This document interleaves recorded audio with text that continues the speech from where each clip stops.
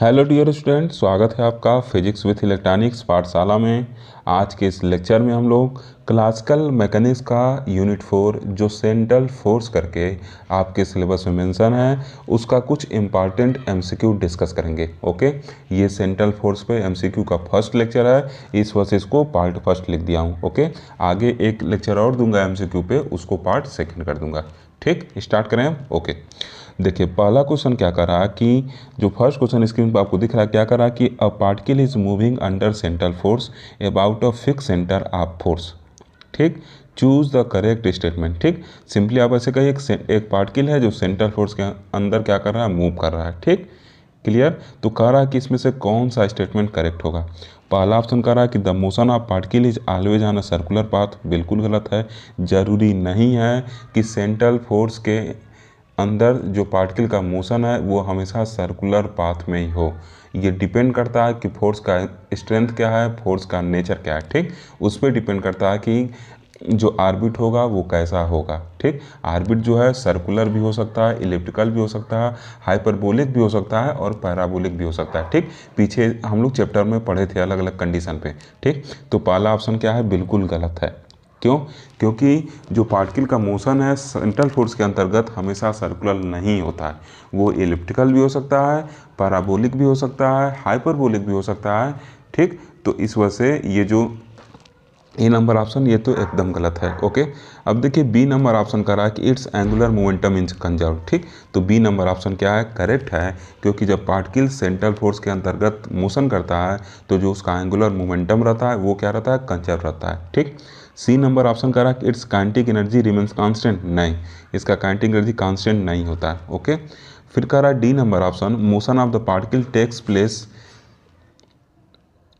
Place in a plane. ठीक, ये place का स्पेलिंग थोड़ा सा गलत है, आप सही कर लीजिएगा इसको, takes place in a plane. ठीक, तो ये भी सही है। ये चीज़ हम लोग सेंट्रल फोर्स की प्रॉपर्टी में प्रूव किए थे कि जो मोशन होता है सेंट्रल फोर्स के अंतर्गत पार्टिकल का वो क्या होता है, एक प्लेन में होता है। ठीक, ये चीज़ भी हम लोग सेंट्रल फोर्स की प्रॉपर्टी में क्या किए थे, पढ़े थे। ठीक, तो ये देखिए दो ऑप्शन जो है ये आपका क्या होगा, करेक्ट होगा। ठीक, कौन कौन सा, बी और डी। ओके, अगर एग्जाम में इस तरीके का क्वेश्चन आता है तो अगर आप एक भी ऑप्शन करेक्ट किए हैं तब भी आपको नंबर देना चाहिए निश्चित रूप से। ओके, आगे बढ़े ना। अब देखिए सेकेंड नंबर क्वेश्चन स्क्रीन पर आपको दिख रहा है, थोड़ा सा छोटा कर लूँ पहले पूरा क्वेश्चन आ जाए। ओके, पूरा क्वेश्चन दिख रहा होगा। देखिए सेकेंड क्वेश्चन क्या कर रहा है कि two particle of mass m and 2m interacting via gravitational force are rotating about common center of mass with angular velocity omega at a fixed distance r. If the particle of mass 2m is taken as the origin O, तब बताइए क्या होगा। देखिए कह रहा है कि दो पार्टिकल है। ठीक, एक पार्टिकल मान लीजिए ये है और एक पार्टिकल ये है। ठीक, ये छोटा बना रहा है। ठीक, इसका मास क्या है, 2m है और इसका मास क्या है, m है। तो सेंटर ऑफ मास जो होगा वो क्या होगा, 2m वाले की तरफ ही क्या होगा, शिफ्ट होगा। एग्जैक्ट बीच में नहीं रहेगा। अगर दोनों मास इक्वल रहता तो एग्जैक्ट बीच में रहता, तो जो सेंटर ऑफ मास है वो क्या रहेगा, ज़्यादा वाले मास की तरफ रहेगा। ठीक, अब इन दोनों के बीच का जो डिस्टेंस है वो क्या है, स्मॉल आर है। क्वेश्चन में कहा है अब इस सेंटर ऑफ मास के अबाउट क्या हो रहा है, ये रोटेट कर रहे हैं। ये जो मास है सेंटर ऑफ मास के अबाउट रोटेट कर रहा है। और ये भी कहा है कि इस ओ को जो 2m वाला मास है इसको क्या मानना है, ओरिजिन मानना है। ठीक, ये सब चीज़ें मान के अब ऑप्शन पढ़ा जाए, देखा जाए ऑप्शन क्या क्या कर रहा है। ठीक, फिगर आपको समझ में आ गया, ये क्या कर रहे हैं, रोटेट कर रहे हैं। ठीक, तो अब कौन सा ऑप्शन करेक्ट होगा वो हम लोग को देखना है। ठीक, तो चलिए ऑप्शन पे चलते हैं। तो ऑप्शन देखिए लिखा हुआ है कि the force between them can be represented as F equal to mu omega cube r. नहीं, बिल्कुल गलत है। ठीक, जो फोर्स होगा जब सर्कुलर मोशन हो रहा है क्या होता है, एम भी स्क्वायर बाई आर के बराबर होता है। ठीक, यहाँ भी क्या है, आर ही डिस्टेंस है। अब इस भी को अगर ओमेगा में हम कन्वर्ट करें तो क्या होगा, भी इक्वल टू आर ओमेगा होता है, तो आर स्क्वायर ओमेगा स्क्वायर हो जाएगा और नीचे आर है, तो जो फोर्स होगा वो क्या होना चाहिए, एम आर ओमेगा स्क्वायर होना चाहिए। और इसमें दिया क्या है, म्यू ओमेगा क्यूब आर दिया। ठीक, तो यहाँ हम क्या लेंगे, यहाँ एम की जगह हम क्या लेंगे, म्यू लेंगे, क्योंकि टू बॉडी प्रॉब्लम डील कर रहे हैं ना, तो म्यू लेंगे, रिड्यूस मास। ठीक, तो फोर्स जो होना चाहिए बॉडी पे म्यू आर ओमेगा स्क्वायर के बराबर होना चाहिए। और ऑप्शन में क्या दिया है, म्यू ओमेगा क्यूब आर दिया, जिसका मतलब पहला वाला ऑप्शन क्या होगा, गलत होगा। ठीक, आगे बढ़े ना। अब देखिए बी नंबर ऑप्शन चेक किया जाए, कह रहा कि in an inertial frame fixed at centre of mass and the origin is at rest. नहीं, ये भी क्या है, गलत है। बी नंबर ऑप्शन भी जो है इसका क्या होगा, गलत होगा। ओके, बी नंबर ऑप्शन भी क्या है इसका, गलत है। क्लियर। अब देखिए क्यों, क्योंकि कह रहा है कि ओरिजिन इज एट रेस्ट, लेकिन ओरिजिन रेस्ट पे नहीं है। ओके, अब देखिए सी नंबर ऑप्शन कह रहा है कि in inertial frame the origin O is moving on a circular path of radius r. In inertial frame the origin O is moving a circular path of radius r/3। ठीक, तो ये सी number option क्या लग रहा है, correct लग रहा है। क्यों, बी नंबर वाला तो करेक्ट होगा नहीं, क्योंकि ओरिजिन मतलब जो 2m वाला मास है उसको क्या कर दिया है कि रेस्ट पे, तो मास रेस्ट पे है नहीं, वो 2m वाला भी क्या कर रहा है, रोटेट कर रहा है ना। तो सी नंबर ऑप्शन करेक्ट होगा। कैसे करेक्ट होगा, देखिए ये मान लीजिए 2m वाला ऐसा प्रॉब्लम हम इंटर में पढ़े हैं। ठीक, थोड़ा स्क्रीन छोटा है, जो समझाने में थोड़ा दिक्कत होता है, आप थोड़ा एडजस्ट किया करिए। ओके, अब देखिए क्या है, 2m मास है, ये r है। अब मान ले रहे हैं कि इनका जो सेंटर ऑफ मास है कहीं यहाँ पे क्या हो रहा है, शिफ्ट हो रहा है, किधर, ज़्यादा वाले मास की तरफ। ठीक, और जो ओरिजिनल डिस्टेंस है वो क्या है, r है इनके बीच का। इतना चीज़ क्लियर। अब देखिए मान ले रहे हैं कि जो 2m से सेंटर ऑफ मास की दूरी है वो क्या है, r1 है। ठीक, तो इधर की जो दूरी होगी m वाले से वो क्या होगी, r-r1 होगी। अब सेंटर ऑफ मास के डेफिनेशन के अकॉर्डिंग 2m_r1 जो होना चाहिए वो m_r-r1 के बराबर होना चाहिए। ठीक, अब यहाँ से r1 का वैल्यू निकाला जाए तो क्या होगा, 2m_r1, फिर क्या हो जाएगा m_r अब माइनस m_r1, इतना हुआ। अब देखिए इस m_r1 को माइनस साइन के साथ इधर लेके आ सकते हैं, तो क्या हो जाएगा 3m_r1 और इधर क्या हो जाएगा m_r। अब देखिए यहाँ से m से m कैंसिल हो गया, तो r1 का जो वैल्यू मतलब जो हम लोग माने हैं सेंटर ऑफ मास से 2m वाले मास का डिस्टेंस r1, वो क्या होगा, वो जो r1 है वो r/3 के बराबर आ रहा है। ठीक, इस वजह से जो सी नंबर ऑप्शन है वो क्या होगा, करेक्ट होगा। ओके, अब देखिए डी नंबर ऑप्शन क्या कर रहा है कि in inertial frame the particle of mass m is moving on a circular path of radius r/3। नहीं, जो m वाला मास है उसका क्या होगा वैल्यू, तो r-r1 होगा। ठीक, यह डिस्टेंस होगा r-r1, तो r1 वैल्यू कितना आया, r/3 आया, तो इसका मतलब जो इसका डिस्टेंस होगा वो क्या होगा, 2r/3 होगा। ठीक, यहाँ 2r/3 दिया रहता तो m वाले मास का डिस्टेंस 2r/3 आ रहा है, तो हम लोग सही लगाते हैं। ठीक, क्लियर है चिन्ह, आगे बढ़ रहा हूँ। ओके, तो दूसरे का सी नंबर ऑप्शन क्या होगा, करेक्ट होगा।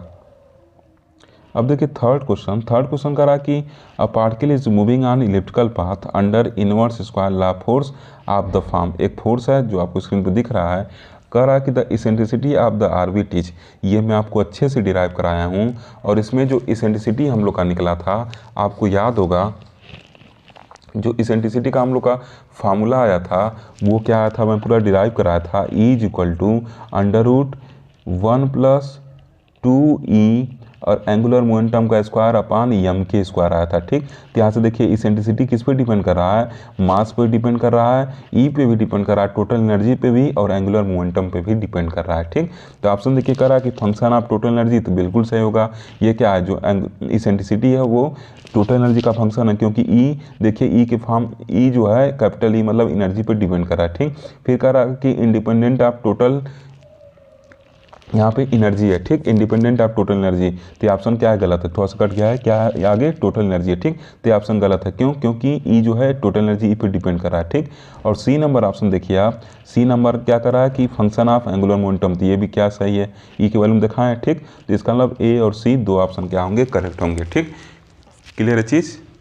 तो आपको जब ऑब्जेक्टिव एग्जाम की तैयारी कर रहे हैं तो आपको एक समरी नोट्स बनाना चाहिए, और जितने फार्मूला वगैरह हैं जिनको मैं डिब्बे में बंद करवा के ऐसे ऐसे करवा के लिखवाया हूँ, उसको कहीं 1-2 पेज लगेगा आपको नोट कर लेना चाहिए। ओके, अगर आप अपने रूम में पढ़ रहे हैं तो आपको एक चार्ट पेपर पे सब फार्मूला लिख के दीवार पे चिपका देना चाहिए, और तब MCQ पढ़िए, देखिए जो फार्मूला भूलता है उसको देख लीजिए, तुरंत आपका क्या होगा, सॉल्व हो जाएगा। ठीक, रटने से नहीं फार्मूला याद होगा, उससे रिलेटेड क्वेश्चन करने से आपको फार्मूला जल्दी से याद होगा। ठीक, रटेंगे तो भूल सकता है।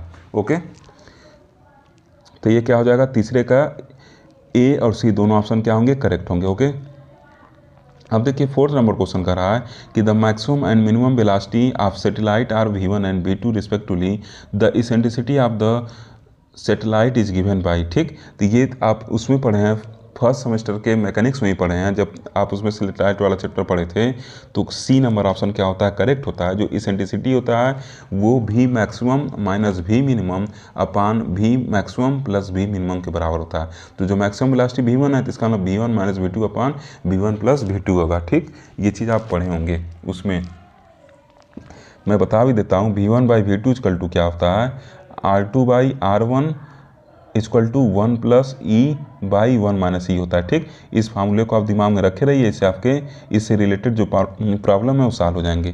क्लियर, ये चीज़ आप उसमें पढ़े हैं मैकेनिक्स में। आगे बढ़े ना। अब देखिए पांचवा नंबर क्वेश्चन कह रहा है कि Rutherford differential scattering cross section. ये तो आपको थोड़ा सा याद करना पड़ेगा। ये क्या होता है, डायमेंशन ऑफ एरिया रखता है। ठीक, ये आपके थोड़ा सा आउट ऑफ सिलेबस है, ये डायमेंशन ऑफ एरिया रखता है। ओके, तो ये आपको याद करना पड़ेगा। ठीक, जो एमसीक्यू सीरीज था उसमें था, इस वजह से मैं इसको नोट कर दिया हूँ। ओके, आगे बढ़ते हैं। 6 नंबर क्वेश्चन देखिए कह रहा है, 6 नंबर क्वेश्चन कह रहा है कि consider a comet of mass m moving in parabolic orbit around the sun. ठीक, फिर कह रहा कि the closest distance between the comet and the sun is b, the mass of sun is capital M and the universal gravitational constant is g। ठीक, capital G लिखा हुआ है। ठीक, तो फिर पूछ रहा है, क्वेश्चन दिया हुआ है कि the angular momentum of the comet is. ठीक, कॉमेट का क्या पूछ रहा है कि एंगुलर मोमेंटम क्या होगा, ये पूछा हुआ है। ठीक, क्लियर है क्वेश्चन में पैराबोलिक ऑर्बिट दिया हुआ है। ठीक, पैराबोलिक ऑर्बिट दिया हुआ है, ये चीज़ क्लियर आपको। तो देखिए अगर पैराबोलिक ऑर्बिट के लिए जो हम लोग का ये ऑर्बिट का इक्वेशन होगा, क्या होगा, L by R equal to 1 plus, मैं पूरा लिखवाया हूँ आपको, जाके देखिएगा, cos theta minus theta dash होगा। क्लियर है चीज़। अब देखिए कह रहा कि when the comet is closest to sun, जब कॉमेट क्लोजेस्ट टू सन है तो उसका डिस्टेंस क्या b है, मतलब r की जगह क्या कर देंगे, b लिख लेंगे। ओके, r की जगह क्या हो जाएगा, b हो जाएगा, और ये जो वैल्यू है cos theta minus theta dash का, ये क्या हो जाएगा, 1 हो जाएगा। ठीक, तो यहाँ से जो यल का वैल्यू है वो क्या होगा, 2b के बराबर हो जाएगा। क्लियर, यल का वैल्यू 2b के बराबर हो जाएगा। और जो यल होता है इसका वैल्यू क्या होता है, जब मैं फार्मूला डिराइव करा रहा था तो उसमें निकलवाया था, इस यल का वैल्यू क्या होता है, एंगुलर मोमेंटम का स्क्वायर अपान एम के होता है। ठीक, क्लियर है चीज़। और इधर क्या है, 2b है। ठीक, तो पूछा क्या है कि एंगुलर मोमेंटम क्या होगा कॉमेट का। ठीक, तो एंगुलर मोमेंटम मतलब जे का वैल्यू निकालना है, तो ये 2b m के इधर आ जाएगा, और फिर उसको जब जे का वैल्यू निकालेंगे तो वो क्या हो जाएगा, अंडर रूट में। ऐसे आप समझिए, जब इसके वैल्यू को निकालेंगे हम यहाँ पे, एक मिनट, यहाँ देखिए, यहाँ से क्लियर है ना कि जे स्क्वायर इक्वल टू क्या हो जाएगा, 2b m के होगा। उस चीज़ को पहले मैं लिखता हूँ, जे स्क्वायर इक्वल टू क्या होगा, 2b m के होगा। इतना चीज़ क्लियर। अब देखिए ये जो k होता है, k का जो वैल्यू है ये क्या होता है, g m होता है। ठीक, हम लोग पढ़ते हैं ना, जो फोर्स होता है वो क्या होता है, k अपान आर स्क्वायर होगा ग्रेविटेशनल फोर्स। तो k का वैल्यू क्या होता है, यूनिवर्सल कांस्टेंट जो कैपिटल G है, और मास ऑफ सन और ये कॉमेट का मास। ठीक, मतलब k का वैल्यू क्या होता है, g m होता है, ये कांस्टेंट k का वैल्यू। ठीक, तो इस कांस्टेंट k के वैल्यू को भी क्या करेंगे, आप पुट कर देंगे। जब इस वैल्यू को पुट करके आप सॉल्व करेंगे तो जो j का वैल्यू आएगा वो क्या आएगा, m under root g m 2b।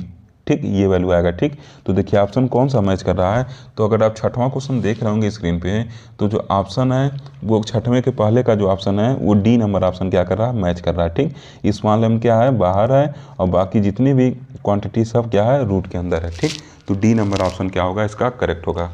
ठीक ना। अब देखिए इसी छठवें क्वेश्चन में दूसरा क्वेश्चन ही पूछा हुआ है, कह रहा कि which of the following is true for above.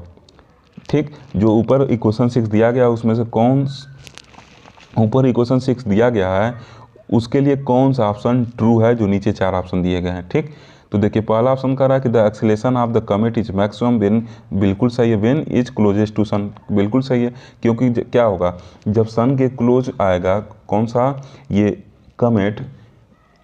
Comet जब सन के क्लोज आएगा तो वेलोसिटी क्या होगा, मैक्सिमम होगा, और वेलोसिटी मैक्सिमम होगा तो एक्सेलेरेशन भी क्या होगा, मैक्सिमम होगा। ठीक, ये चीज़ तो मैं आपको पढ़ाते टाइम बताया था। अगर आप मेरा थ्योरी वाला लेक्चर देखे होंगे, नोट्स बनाए होंगे, तभी ये आपको वीडियो समझ में आने वाला है, अदरवाइज मुश्किल से 30 से 40% आपको समझ में आएगा। ठीक, क्योंकि मैं जैसा नोट्स बनाया हूँ उसी के अकॉर्डिंग एक्सप्लेन कर रहा हूँ।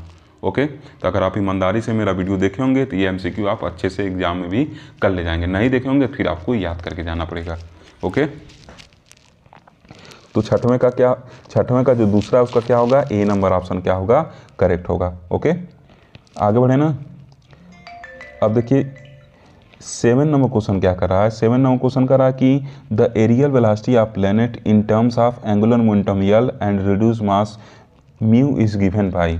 ठीक, ये एरियल वेलोसिटी पूछ रहा है। तो केपलर सेकेंड लॉ में निकलवाया था da/dt जो होता है इसी के एरियल वेलोसिटी कहते हैं, और ये L/2 म्यू के बराबर होता है। ठीक, तो इसका मतलब क्या हो जाएगा, जो बी नंबर ऑप्शन है वो क्या होगा, करेक्ट होगा। ठीक, केपलर सेकेंड लॉ को मैं पूरा प्रूव कर रहा हूँ, जाके आप देखिएगा। ओके, अब ये अर्थ नंबर क्वेश्चन देखिए कर रहा है, ये अर्थ नंबर क्वेश्चन कर रहा है कि the eccentricity of satellite is, eccentricity of satellite is अभी हम लोग किए थे तो V1 माइनस V2 के फॉर्म में किए थे। अब Vmax माइनस V मिनिमम दे दिया है, तो वहाँ पे क्या था, जो Vmax था वो V1 था और V मिनिमम जो था वो V2 था।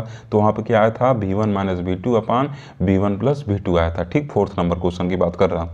ठीक, तो वहाँ V1 V2 का टर्म दिया था और यहाँ डायरेक्ट लिख दिया कि V maximum minus V minimum divided by V max plus V minimum. तो इसका मतलब जो 8वां है उसका C नंबर ऑप्शन क्या होगा, करेक्ट होगा। क्लियर। अब चलिए 9वें नंबर क्वेश्चन चलते हैं। 9वां नंबर क्वेश्चन क्या करा कि if a comet is moving in parabolic orbit around the sun, then करा कि अगर एक कमेट क्या कर रहा है, पैराबोलिक ऑर्बिट में मूव कर रहा है सन के अराउंड, तब क्या होगा। ठीक जब पैराबोलिक ऑर्बिट में क्या कर रहा है, मूव कर रहा है, तो क्या होगा। 9वें नंबर क्वेश्चन आप स्क्रीन पे ऑप्शन देख रहे होंगे। तो इस टाइम पे क्या होगा, जो ये डी नंबर ऑप्शन है वो क्या होगा, करेक्ट होगा। इसका एक्सीलरेशन मैक्सिमम होगा जब क्या होगा, कमेट सन के क्या होगा, पास में होगा। ठीक, कि ऐसे देखिए बताए थे ना कि मान लीजिए ऐसे पैराबोलिक ऑर्बिट, मान लीजिए इलिप्टिकल ऑर्बिट ले रहे हैं। ठीक, ये ऑप्शन है, जब इसके पास में आता है ये ऑब्जेक्ट तो क्या होता है, प्लेनेट जब सन के क्लोज होता है तो यहाँ वेलोसिटी क्या होता है, मैक्सिमम होता है। इस लेके एक्सप्लेन किए थे। तो वही जब पैराबोलिक ऑर्बिट भी होगा तो जैसे ही कमेट सन के पास आएगा तो वेलोसिटी मैक्सिमम होगा, और वेलोसिटी का मैक्सिमम होना मतलब एक्सीलरेशन मैक्सिमम। एग्जाम में यहाँ पे वेलोसिटी भी दे सकता है एक्सीलरेशन की जगह। ओके, आगे बढ़े ना। 10 नंबर क्वेश्चन देखिए कर रहा है कि a force directed always away or towards a fix point and is a function of distance from the fixed point is called central force. ये पूरा डेफिनेशन मैं लिखवाया हूँ, सेंट्रल फोर्स का एक एक प्रॉपर्टी आपको प्रूव करवाया हूँ। उम्मीद है कि आप मेरा वीडियो देख के ही मेरा ये लेक्चर देख रहे होंगे। ठीक, प्लीज़ अगर आप पढ़ रहे हैं तो थोड़ा सा ईमानदारी से पढ़िए। ठीक, जो भी लेक्चर पहले थ्योरेटिकल पॉइंट ऑफ व्यू से पढ़ाया गया उसको पढ़ लीजिए। टाइम नहीं है तो आप 2x स्पीड करिए और उस पर क्या करिए, पढ़िए, और फिर आके MCQ को करिए। ओके, अब देखिए 11th नंबर क्वेश्चन कर रहा है।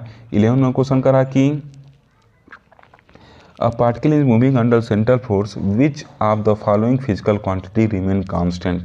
Angular momentum क्या होता है, पार्टिकल का कांस्टेंट रहता है। ठीक, this is also the property of central force. Okay, 12 number question देखिए क्या कर रहा है। 12 नंबर क्वेश्चन कर रहा है कि in a central force field the trajectory of particle of mass m and angular momentum l is a plane polar momentum यल इन होगा in a plane polar coordinate is given by, ऐसे कुछ दिया गया है। ठीक, जहाँ पे कह रहा कि जो लिखा हुआ है देखिए एप्सिलॉन करके, इसको इसेंट्रिसिटी कर रहा है। ठीक, किसी किसी बुक में एप्सिलॉन और किसी किसी बुक में ई से रिप्रेजेंट किया जाता है इसेंट्रिसिटी को। ठीक, तो कह रहा कि where epsilon is eccentricity of the particle motion. ठीक, where one of the following choice for epsilon जो इसेंट्रिसिटी है gives to a parabolic trajectory. ठीक, तो देखिए पैराबोलिक ट्रेजेक्टरी के लिए ई का वैल्यू इसेंट्रिसिटी जो होना चाहिए 1 होना चाहिए। यहाँ पे एप्सिलॉन है तो एप्सिलॉन वैल्यू क्या होगा, 1 होगा। तो उस केस में जो ट्रेजेक्टरी होगा ये क्या होगा, पैराबोलिक ट्रेजेक्टरी होगा। क्लियर। तो 12 नंबर क्वेश्चन का क्या होगा, ऑप्शन नंबर बी जो है वो क्या होगा, करेक्ट होगा। ओके, 13 नंबर क्वेश्चन देखिए। 13 नंबर क्वेश्चन का रहा कि a particle moving under the influence of central force F r equal to minus K r, जहाँ पे आर क्या है, एक पॉजिटिव, जहाँ पे आर क्या है, पोजीशन वेक्टर है पार्टिकल का, और के क्या है, पॉजिटिव कांस्टेंट, और ये क्या रख रहा है, नॉन जीरो एंगुलर मोमेंटम रख रहा है। तो कह रहा है कि विच one of the following curve is possible orbit for this particle. ठीक, तो कह रहा है कि इस पार्टिकल के लिए कौन सा पॉसिबल कर्व होगा। ठीक, तो देखिए इसके लिए जो 13 नंबर क्वेश्चन है उसका सी नंबर जो ऑप्शन है क्या होगा, करेक्ट होगा। ये क्या करेगा, एक इलिप्टिकल ऑर्बिट को क्या करेगा, फॉलो करेगा, और उसका जो ओरिजिन होगा, फोकस होगा, वो क्या होगा, ओरिजिन पे होगा। ठीक, one of the focus at origin. ठीक, अब ऑर्बिट निकलता कैसे है, जो डिफरेंशियल इक्वेशन मैं पढ़ाया था ऑर्बिट का, उसमें क्या करिए, इस एफ वगैरह का वैल्यू पुट करके उसको सॉल्व करिए, तो आप पाएंगे कि एक इलिप्टिकल ऑर्बिट मिलेगा, और जो क्या होगा, जो उसका फोकस होगा वो क्या होगा, एक मतलब जो इलिप्टिकल ऑर्बिट है उसका एक फोकस ओरिजिन पे क्या होगा, मिलेगा।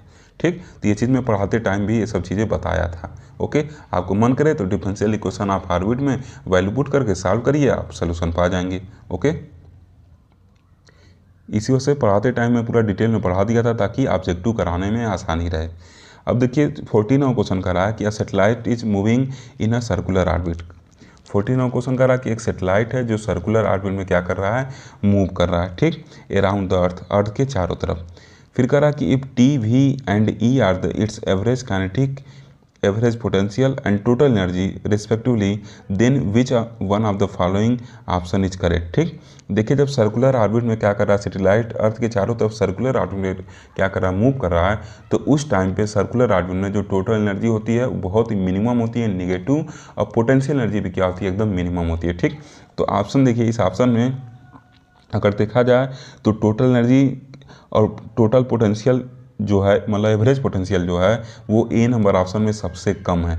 ठीक, दिख रहा है ना, ए नंबर जो ऑप्शन है उसमें पोटेंशियल भी मिनिमम है और टोटल एनर्जी भी क्या है, सबसे मिनिमम है, और बाकी ऑप्शन की अपेक्षा इस वजह से ए नंबर ऑप्शन को प्रीफर किया जाएगा। ये ए नंबर ऑप्शन क्या होगा, करेक्ट होगा। ठीक, इसका नाम इसे देखिए, ई क्या है, काइनेटिक एनर्जी टी है, और पोटेंशियल जी -2t हो जाएगा, तो यहाँ से जो काइनेटिक एनर्जी है, टोटल एनर्जी है, वो क्या होगा, -t के फॉर्म में आ जाएगा। ठीक, तो वही लिखा गया है।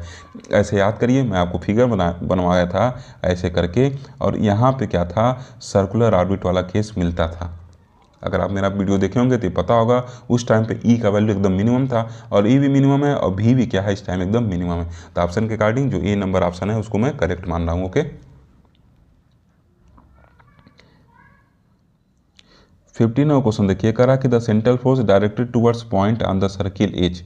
ठीक, ये जो होगा, जब इसको आप सॉल्व करेंगे 15वां क्वेश्चन, आर का वैल्यू 2a कास थीटा लेके जब सॉल्व करेंगे डिफरेंशियल इक्वेशन ऑफ ऑर्बिट से, तो जो सेंट्रल फोर्स निकल के आएगा वो ए आम नंबर ऑप्शन मिलेगा। मतलब जो एफ होगा वो 1/r⁵ के क्या होगा, प्रोपोर्शनल होगा, या आप ऐसे कर सकते हैं वो r⁵ के इनवर्सली प्रोपोर्शनल होगा। ठीक, इस इक्वेशन की हेल्प से क्या करना है, सॉल्व करना है।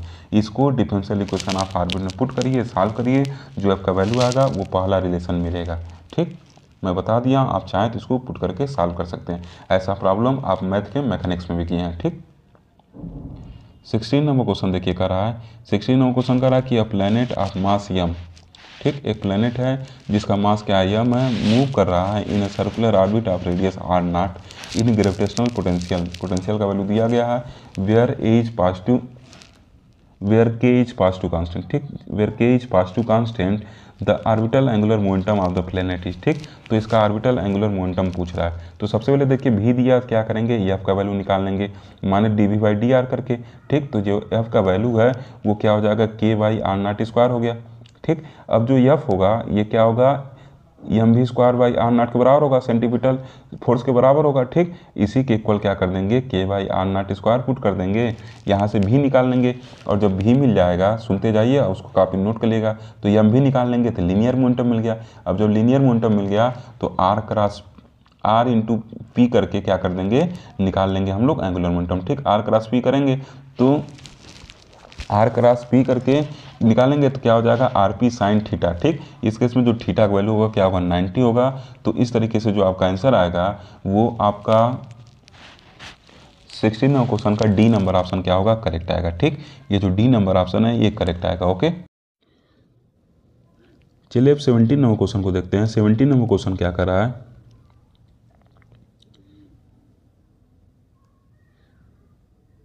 देखिए 17 नंबर क्वेश्चन कर रहा है कि which of the following figures, एक मिनट क्वेश्चन पढ़ें, figures best describe the trajectory of particles moving in a repulsive central force A/r where A is greater than zero मतलब एक पॉजिटिव कांस्टेंट है। ठीक, तो देखिए पूछ रहा है कि अगर ये रिपल्सिव सेंटर फोर्स के केस में कौन सा इसमें से जो फिगर है वो क्या है, करेक्ट ट्रेजेक्टरी बताएगा। तो आपको मैं बताया था, पढ़ाया था जब, कि रिपल्सिव फोर्स अगर लग रहा है और रिपल्सिव पोटेंशियल लग रहा है तो उस केस में जो पार्टिकल का ट्रेजेक्टरी होता है या ऑर्बिट होता है वो हमेशा ही हाइपरबोला होता है। ठीक, क्योंकि ई हमेशा क्या होगा, रिपल्सिव के केस में जो टोटल एनर्जी ई इसको कैसे दिया जाता है, half M R dot square plus J square upon M R square, और साथ में क्या लिखते हैं भी।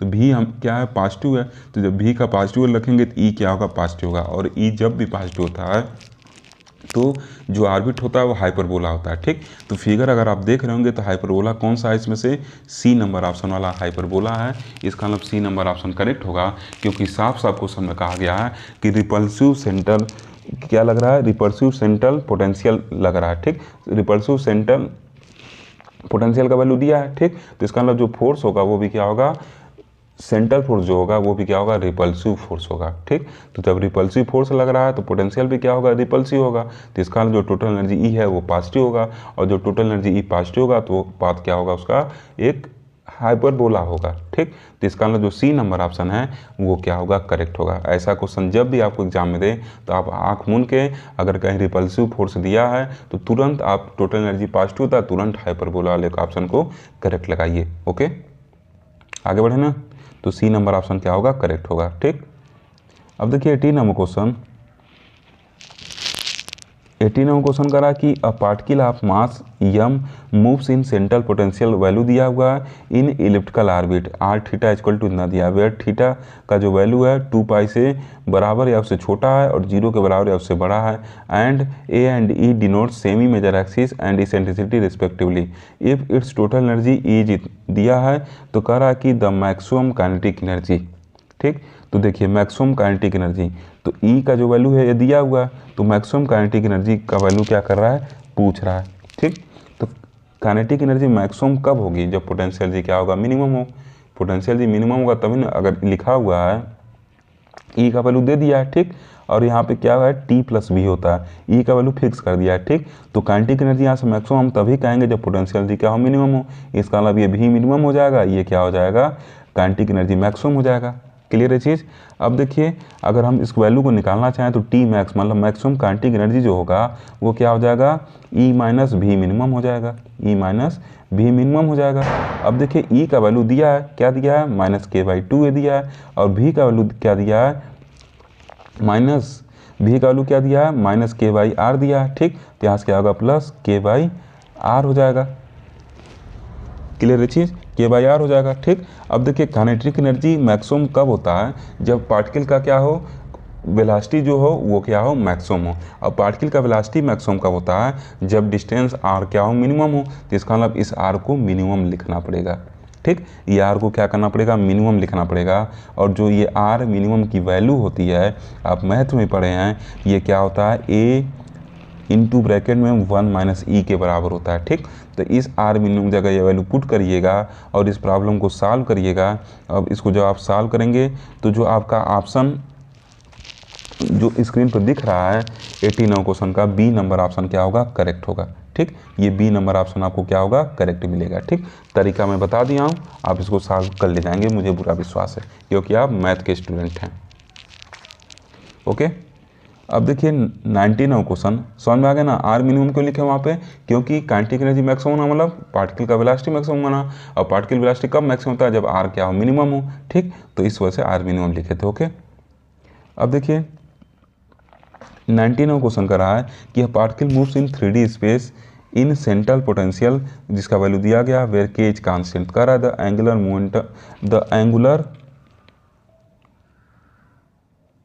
Frequency omega of circular orbit, ये फ्रीक्वेंसी कट गया यहाँ पे, the angular frequency omega for a circular orbit depends on its radius R H. ठीक, तो कह रहा है कि इसका एंगुलर फ्रीक्वेंसी जो ओमेगा है वो आर के साथ कैसा रिलेशन रखेगा, इस चीज़ को पूछ रहा है। तो सबसे पहले देखिए क्या कर ले रहे हैं, फोर्स निकाल ले रहे हैं।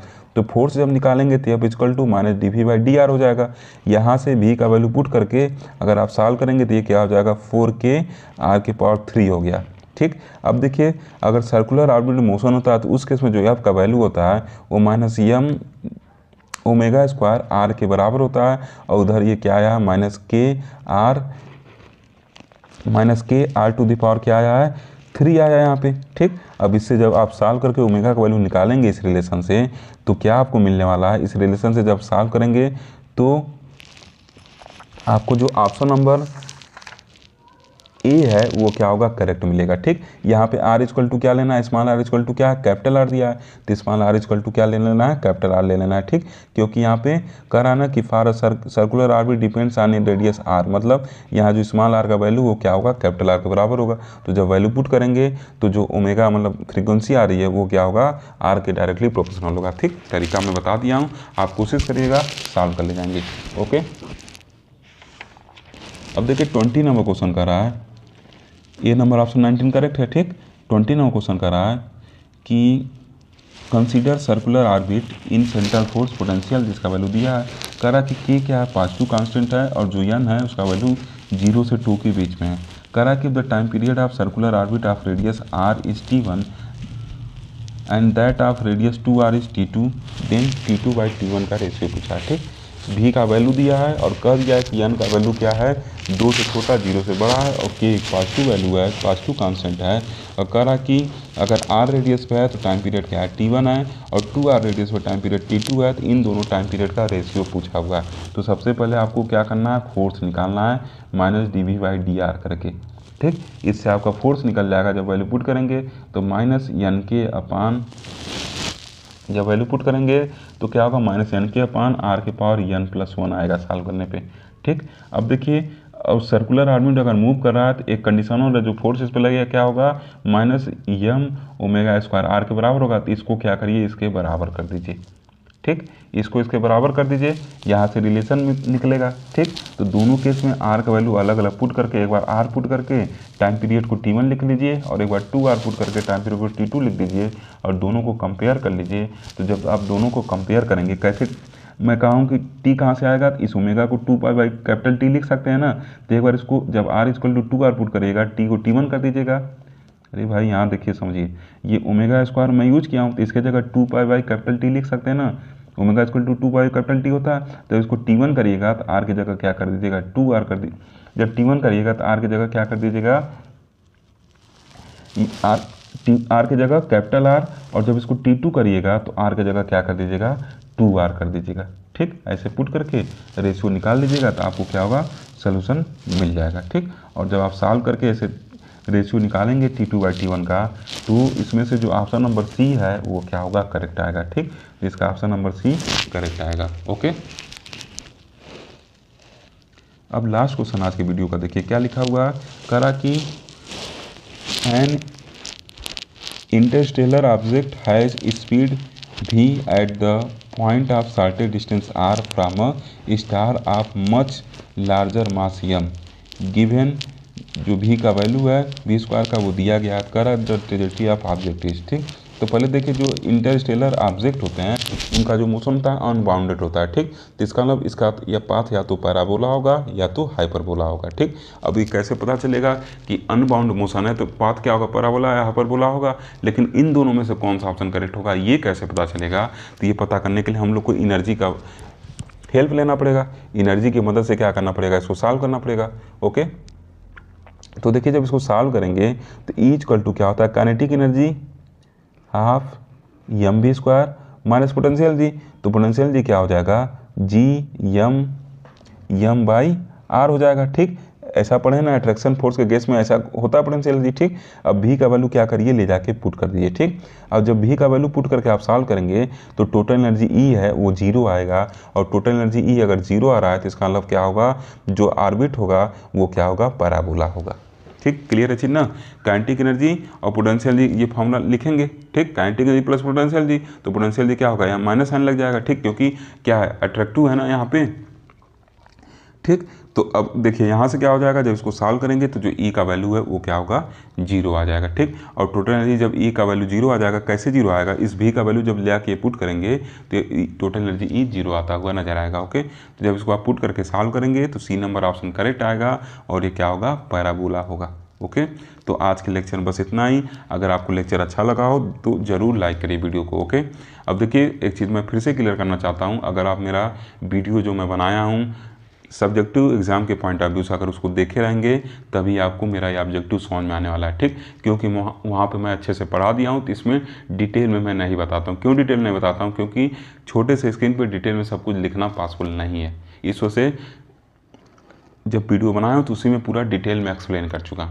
ओके, उम्मीद है कि आप साथ देंगे, जैसे कर रहा हूँ वैसे पढ़ेंगे। Okay, thank you for watching.